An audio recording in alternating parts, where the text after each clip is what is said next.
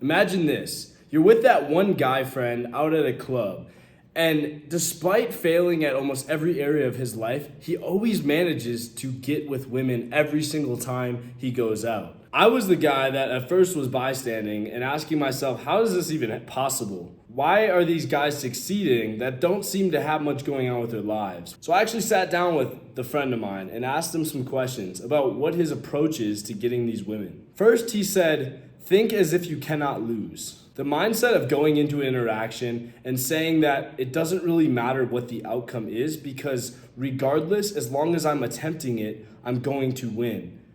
That provides you with greater results because you go in nonchalant. And being nonchalant leads into the second point.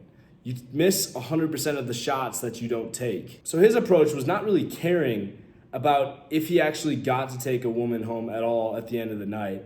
And he just focused on having a good time himself. And naturally, he started to attract energy from people around him. But when he started to interact with people, he revealed that there actually were a ton of people that rejected him. We just didn't end up seeing that. What you see is not how the girls reject him. You see the end result of him finally being able to succeed and take a girl home that night. And while those days are pretty much beyond me, I did take an important lesson out of that. It's kind of crazy how easily we give up as humans. Everything that we do, we expect immediate results. And social media and the instant gratification of being able to scroll through TikTok does not make that easier. It feeds our dopamine a lot faster, and we're getting used to more and more getting results quicker, which means things that you actually have to work for, like securing a good date or achieving a task at work, is getting a lot harder to accomplish. It really all just comes down to how much you're willing to put into what you want to do. Numbers are pretty strange. Anything from Fibonacci patterns that can even be used to track stock patterns, to prime numbers, the Ulam spiral, and even phone numbers. Numbers rule everything that we do in this world. So ask yourself, why is there any exception when it comes to my success in a business? And yes, I was a business major, of course, which meant I watched Wolf of Wall Street every day and only cared about stock trading. Jordan?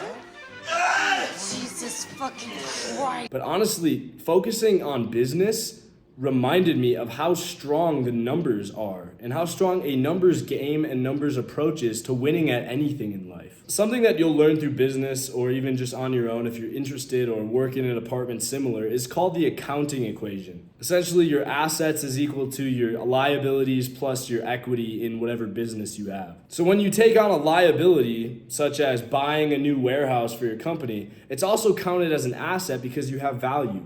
And everything on both sides of the equation is always balanced. I learned that all financial statements are zero sum. Like money's coming out of one person's account to buy something, and then that money's going into whoever they're buying it from, and then they're exchanging the product and gaining that on their end. Everything seems to have a balance to it. If something external influences you, Newton's law, right? There's going to be some sort of reaction to correspond to whatever's going on. And I can mean something as simple as you slip on ice, you're going to react and try to balance yourself.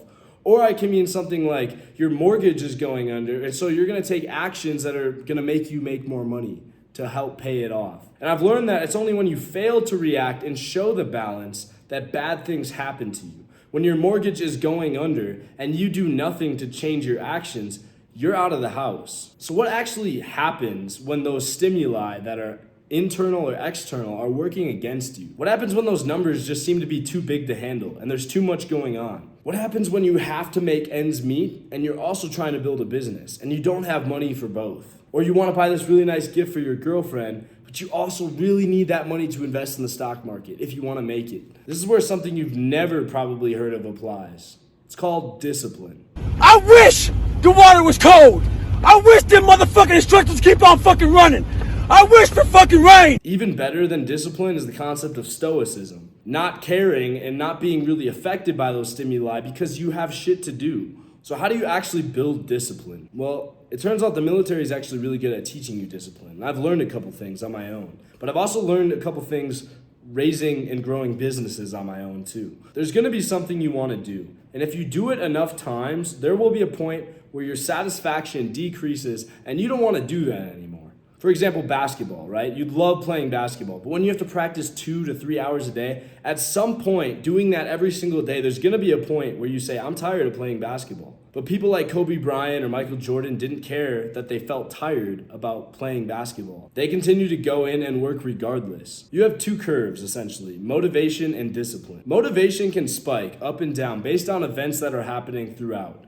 For example, you get married and you realize you have to provide for your partner. So you're going to be way more motivated to go out and work harder at your job because you want to set a better example for that person. And then all of a sudden you lose a bunch of money in the stock market and it makes you really sad. You end up binge drinking or you take a week off work and your motivation just decreases when you come back. Discipline is a different concept. Discipline is not affected by external stimuli because discipline at a heart is really the lack of being affected by stimuli. So when motivation decreases, discipline will not. It will only keep increasing. This is essentially, let's say, the work you want to do right here.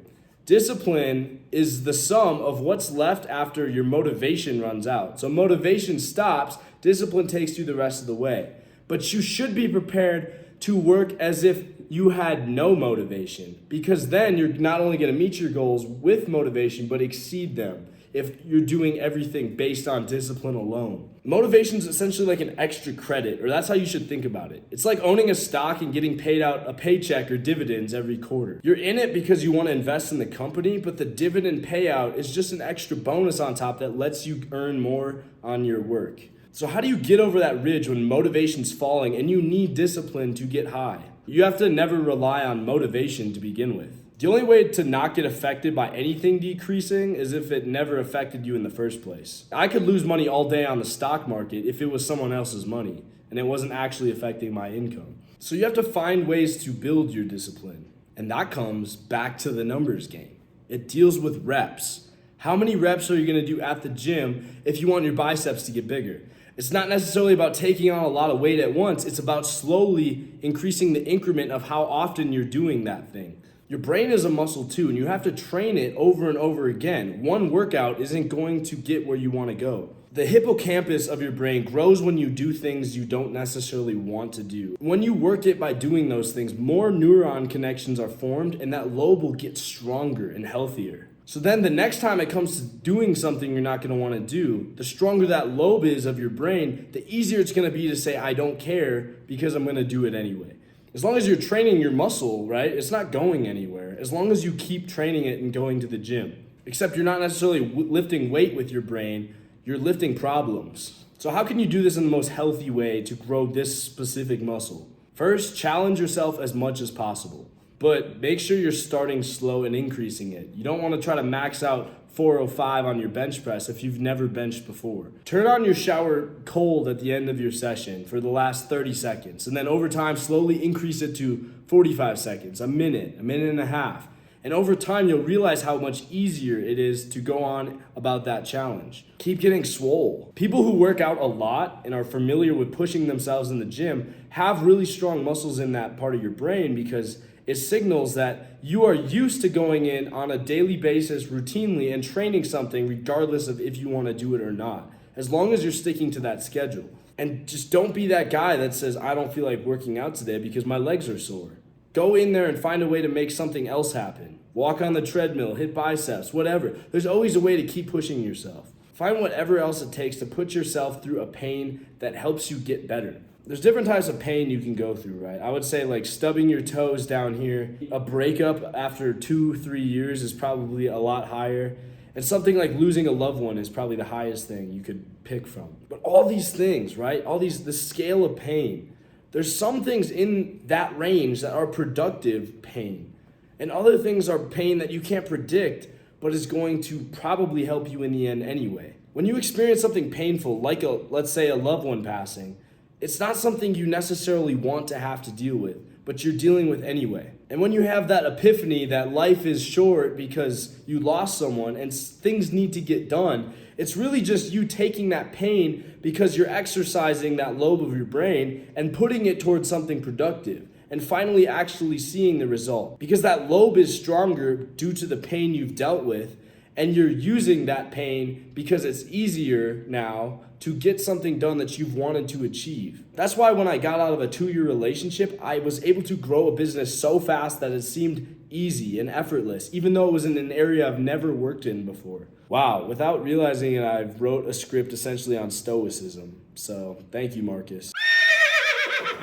He just never misses, even after thousands of years. The last point I want to make is you really do have whatever it takes to make it happen. People that say your dream will not happen are people that are not strong-minded, let alone strong-bodied. And literally, a healthy body is a healthy mind. If you're working out already, if you're already doing the right things to keep your body in good energy and good health, it's gonna be easier to train the parts of your body that will make you stronger. If you're drinking every single day and then try to work out, your muscles aren't gonna grow the same as if you're sticking to a balanced diet, getting good relaxation and recovery time. Think about where you wanna be. Think about the person you'd like to be 5 or 10 years from now. Think about some of the assets they have. Think about some of the things they do on a day-to-day basis.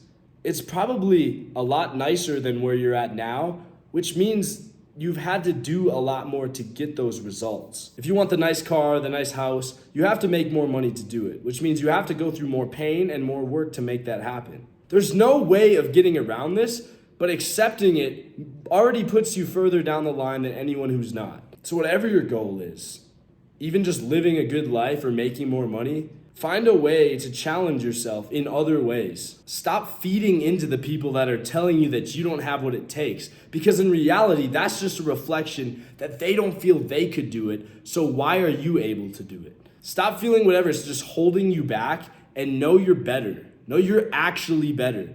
Because I don't believe in saying that everyone's equal. If you are truly better performing and better health and better working and better determined than someone else, then you are a better person because you actually challenge yourself to make it happen, and they didn't. It doesn't matter what we look like, what we think, what ideas we have. We're all technically starting from the same point as humans, but to be stronger, you have to challenge yourself. And if you're not already challenged, find ways to do that. That's it, guys. I love you, and I'm proud that you're here, trying to make that first step. I'll see you next time.